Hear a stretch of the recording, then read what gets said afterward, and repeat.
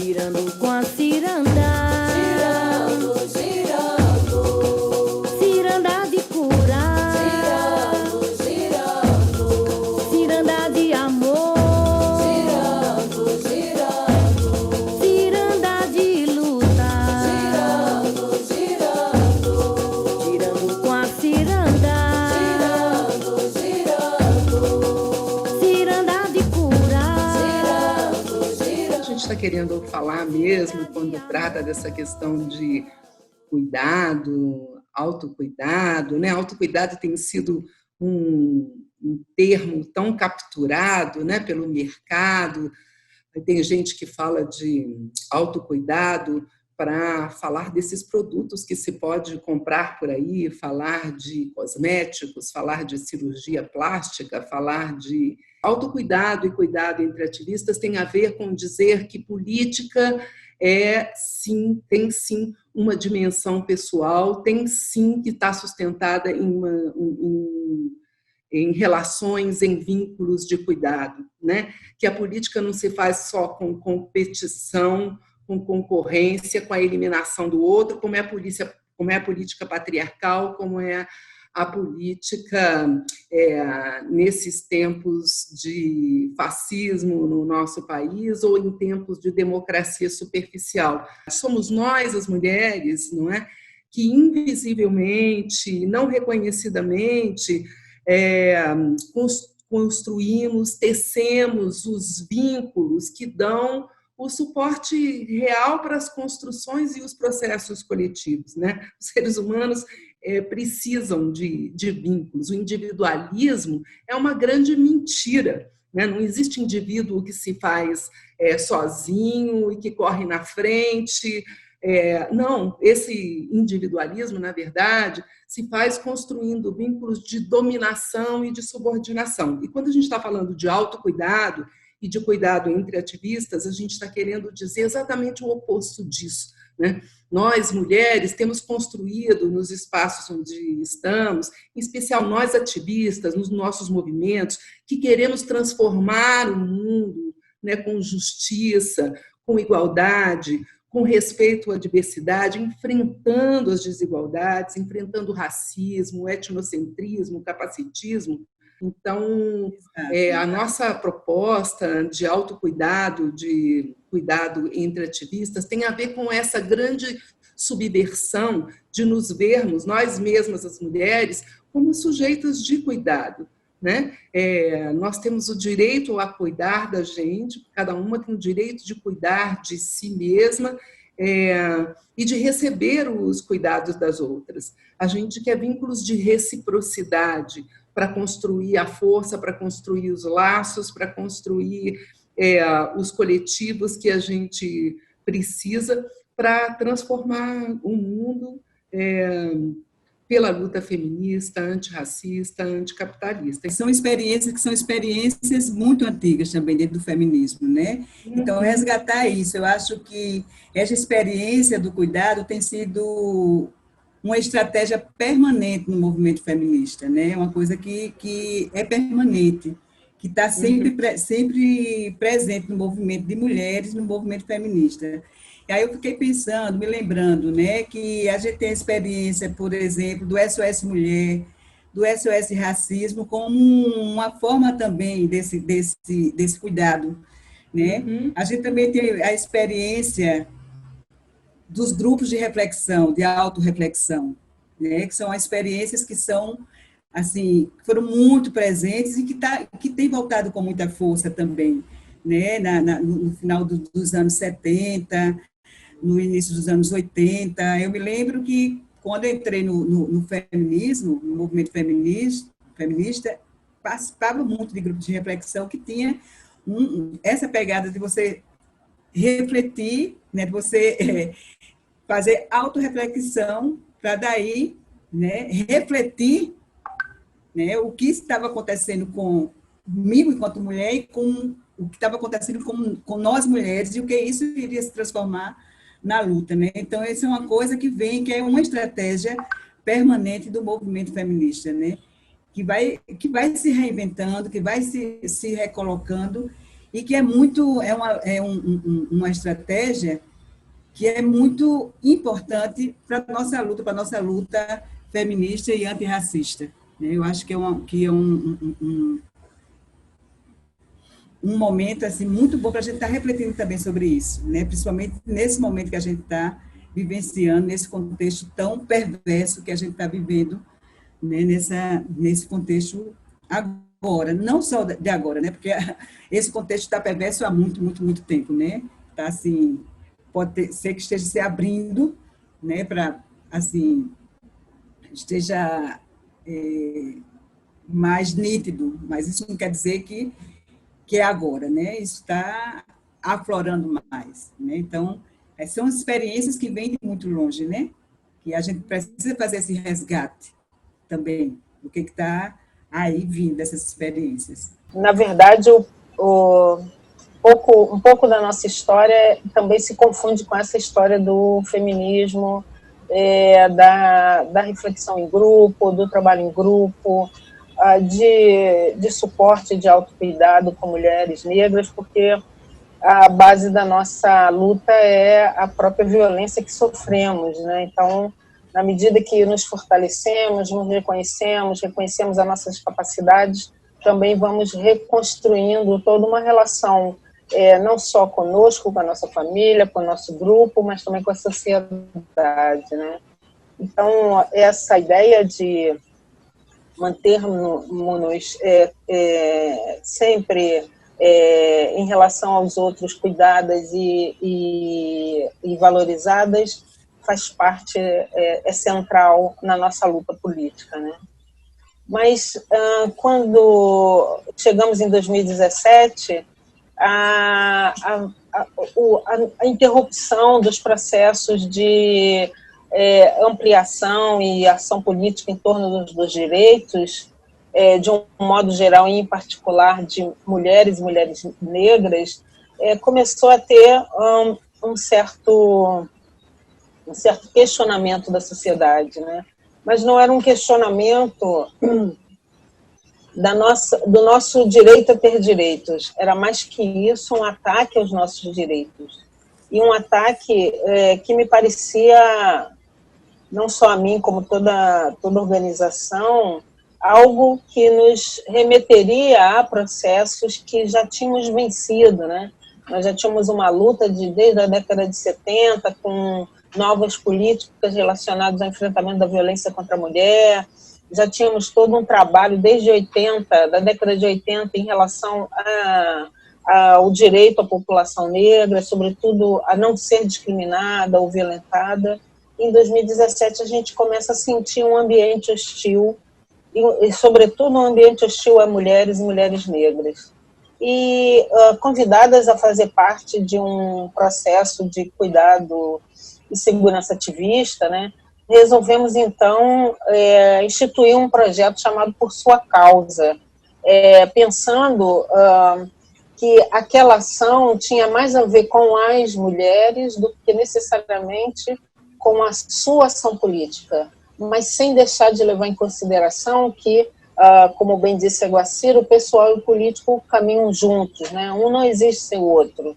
E nesse sentido, a nossa proposta vinha de encontro ao olhar essa sociedade, ver o que estava mudando nela, que perspectivas ela trazia para nós, mas recuperar as dimensões do cuidado e do autocuidado para mulheres, sobretudo para mulheres jovens, mulheres trans, que enfrentam uma violência quase que particular e que, por isso, estão sempre em situação de vulnerabilidade e sofrimento. Essa dimensão proteção, cuidado e segurança, elas andam muito juntas para poder dar certo para as mulheres. Você não acha, Lúcia? Acho sim, Guacira. E também chama atenção da ideia de cidades inseguras para as mulheres, né? Então, a nossa insegurança também vai aumentar quando a gente se nega a viver essa vida de insegurança, né? Que é isso um pouco que você está dizendo, das mulheres que se colocam à disposição de enfrentar injustiças, desigualdades e que acabam também tendo suas vidas tolhidas por essa violência, essa insegurança.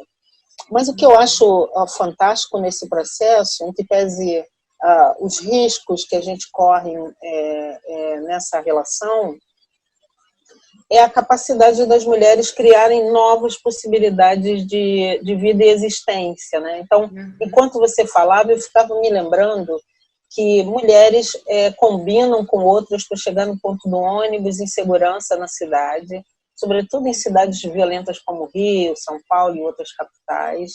Elas nem se conhecem e elas acabam criando um vínculo e vão organizando esse processo. Elas têm noção de que os seus direitos precisam ser garantidos pela sociedade, pelo Estado, mas, de qualquer maneira, elas buscam possibilidades de cuidado entre si, não só arregimentando conhecimentos e trocando conhecimentos com as mulheres, mas também possibilitando uma luta política para que seu direito seja alcançado. Se o corpo é da mulher, olha com o corpo é da mulher, e ela dá pra quem quiser, e ela dá pra quem quiser, e ela dá pra quem quiser, inclusive pra outra mulher, se arrasta. Muito bem, companheiras e companheiros que estejam nos assistindo nesse momento. O autocuidado e o cuidado entre ativistas, como vocês puderam constatar pelos depoimentos que acabam de assistir, tem sido uma condição importante de resistência para as mulheres, né? Mesmo nesse contexto tão difícil em que muitas ativistas ficaram desempregadas, as que trabalham informalmente se viram sem recursos para garantir o sustento das suas famílias, sem perspectiva de superar essa situação de vulnerabilidade, né? Tão ameaçadas, né? Pela fome, até que parecia que tinha saído do nosso país, voltar a rondar as portas das casas, as vizinhanças, né, das ativistas que lutam pelos nossos direitos e da população brasileira, né? Essa é uma realidade. Falar desse processo de autocuidado e cuidado entre ativistas, né? De como tem reverberado essa experiência de vida, né? E de sobrevivência e de vivências entre nós, mulheres ativistas, que eu tenho construído junto com somos muitos corações, somos muitas mentes, muitas emoções fluindo de mulheres que se encontram, né? Então, nós temos vivido rodas, né? Rodas de autocuidado e cuidado entre ativistas virtuais. Nós temos vivido também o TRE online, né? Que é importante falar dessa ferramenta, né? Que é uma técnica também que a gente tem investido, né? Enquanto uma ferramenta de autocuidado e de cuidado entre nós, uma técnica de redução do estresse, de alívio de tensões entre mulheres, né? Grupos muito potentes, experiências muito potentes entre nós, né? De podermos estarmos presentes e conectadas nesse momento de tantos desafios. O que a gente faz para acontecer isso, né? A gente aciona uma ferramenta um código muito poderoso, que é a arte, que é a nossa criatividade, que é a nossa intuição, né? E aí a gente dança, né? Porque a dança é uma ferramenta poderosa de sensibilização do nosso corpo e da nossa energia. E a gente respira junta, né? A gente desenha, a gente respira, a gente fala muitas poesias, escrevemos juntas, processos criativos que são outras linguagens, a partir de outros lugares, e não só essa oralidade ou essa organização dessa ideia estritamente racional, mas a gente integra toda a nossa potência enquanto mulheres, enquanto seres, né? De tudo isso que a gente carrega dentro da gente e que às vezes fica esfacelado nesse sistema e nessa rotina. Então, esse processo é de fortalecer essa vivência, né? De se integrar e de fazer essas expressões de fortalecer mesmo, né? A nossa vida. Como temos desenvolvido esse processo de cuidado e autorreflexão, que assim o chamamos, nos últimos tempos, né? Como vocês já colocaram vários elementos, né? A pandemia não somente nos impactou, né? E fez que a morte pairasse em nossas vidas, mas concomitantemente, ou anteriormente que a pandemia, a situação política e o governo atual do país também começou a ameaçar nossas vidas, né? Começou a cercear direitos, espaços, liberdades, e o medo também nos tocou, né? Então, nessa conjunção, pelo menos desses dois grandes cenários, nós começamos a ver a necessidade de abrir espaços de cuidado e de autorreflexão, na consideração de que sem uma vida saudável é impossível a gente poder desenvolver política. Por isto que algumas de vocês já tinham falado, a necessidade do revezamento, né, e de nos cuidarmos e nos apoiarmos e sermos solidárias, tem havido uma movimentação permanente, né? Quando está alguma com mais energia, mais vital, atingiu muito menos a situação da angústia, da ansiedade própria, do isolamento, etc., toma a frente disso e aí vamos revezando e vamos aliviando também o esforço que significa militância e estar, inclusive, se colocando em situações também de risco para minimizar todas estas questões. E uma outra dimensão do cuidado foi abrir espaços de diálogo entre nós, né, virtuais, e a gente o fez através de plataformas e a vezes o fizemos também a partir do WhatsApp, que parece estranho, mas que foi uma experiência muito legal, porque com todas as limitações que tem de não poder interagir em uma sala virtual, como estamos fazendo agora, de qualquer maneira, a gente desenvolveu, pensamos uma metodologia, né, com algumas consignas, com passos, né, no processo de como ir trabalhando, trazendo para o meio da roda, né, o que estava acontecendo com cada uma delas, e a partir disso compartilhar colectivamente e, por fim, poder pensar também como a partir dessa situação minha, eu estava enxergando o coletivo e o movimento político desse coletivo, né? Que o interesse é ajudar as companheiras a que transitemos da melhor maneira esta pandemia, que transitemos com saúde essa pandemia, que podamos sair dela com saúde. Também era o interesse de poder pensar o coletivo, porque sabemos que todas as limitações desta convivência virtual, obviamente que também atinge, né, de alguma maneira, a dinâmica, né, desse processo coletivo político. Cada um tem que acreditar em si mesmo. Ninguém vai acreditar se você não acreditar em você própria. A confiança é fundamental para estimular as outras a sair do lugar de vítima. Eu sempre pensava nas outras pessoas. Quando olho para trás, vi que entrei no movimento para sobreviver e entender a tempestade de coisas supostamente ruins que invadiram a minha vida. Ao longo do tempo, percebia que outras pessoas sentiam as mesmas coisas que eu, o mesmo receio, e assim fomos nos fortalecendo. Eu sempre faço a distinção entre ajuda, no sentido de caridade, e solidariedade. Caridade é você dar, só dar, seja conselho ou objeto.